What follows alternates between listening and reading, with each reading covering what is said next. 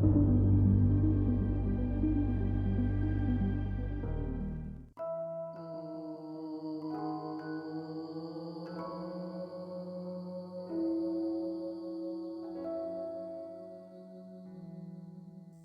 भक्तों, आपका तहे दिल से स्वागत है। जय श्री गुरुवे नमः, जय श्री स्वामी समर्थ।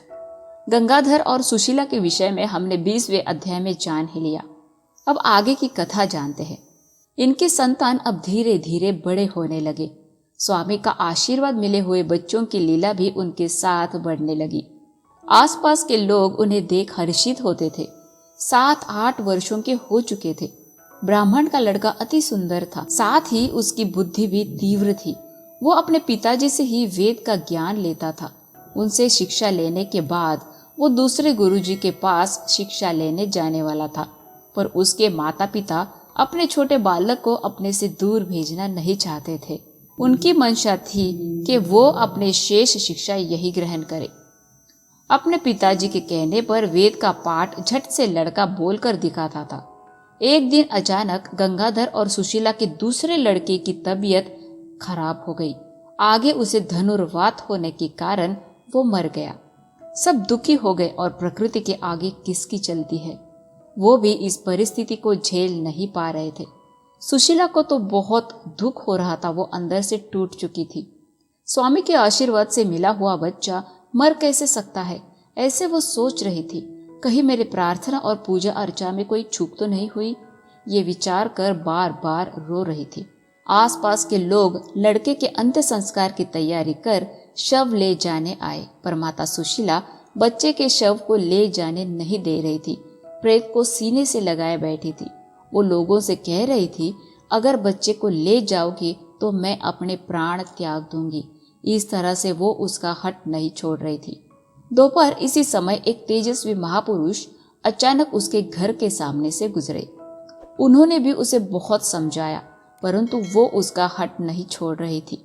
आखिर में सुशीला ने अपने पति गंगाधर के साथ अपने मृत बच्चे को लेकर स्वामी के पास नरसोबा वाड़ी को आई।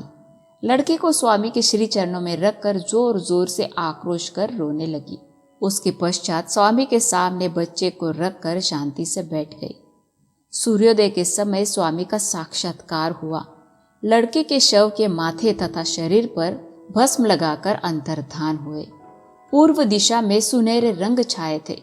भोर हो चुकी थी। वहीं पर उपस्थित गंगाधर और सुशीला भी गहरे नींद से जागे और उठकर देखते ही उन्हें आश्चर्य हुआ। लड़का जीवित हो चुका था। लड़के की हलचल देखकर माता सुशीला ने उसे अपने गले से लगाया। उन्हें बहुत ही आनंद हुआ। सूर्योदय के पश्चात पंचगंगा संगम पर स्नान की। ऊपर मंदिर में आकर स्वामी चरणों पर अपना मस्तक रखा। उनके मनपूर्वक पूजा अर्चा धन्यवाद देकर अन्नदान किया। स्वामी ने उनके प्रस्थान समय बच्चे के मस्तक पर अपने वरद हस्त रखकर आशीर्वाद दिया कि तू विद्वान होगा।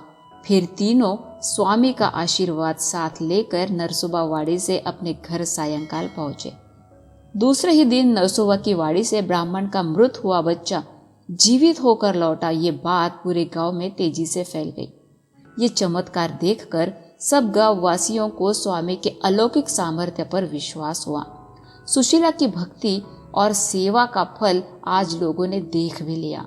जिन जिन लोगों तक बात पहुंची थी वो सभी ब्राह्मण गंगाधर से मिलने आए, अपना आनंद बांटने। गंगाधर ने भी सबको हाथ जोड़कर धन्यवाद कहकर ये सब प्रभु स्वामी की कृपा है ये बात बताई। गंगाधर के दोनों लड़के वेदाभ्यास कर विद्वान हुए। विवाह कर आगे भी स्वामी की भक्ति में नित्य जप पूजा अर्चा ऐसी ही जारी रखी। तो ऐसे ही स्वामी कृपा आज भी श्रद्धालु भक्तों पर बरसती है। 21वां अध्याय समाप्त। जय श्री गुरुवे नमः, जय श्री स्वामी समर्थ। धन्यवाद।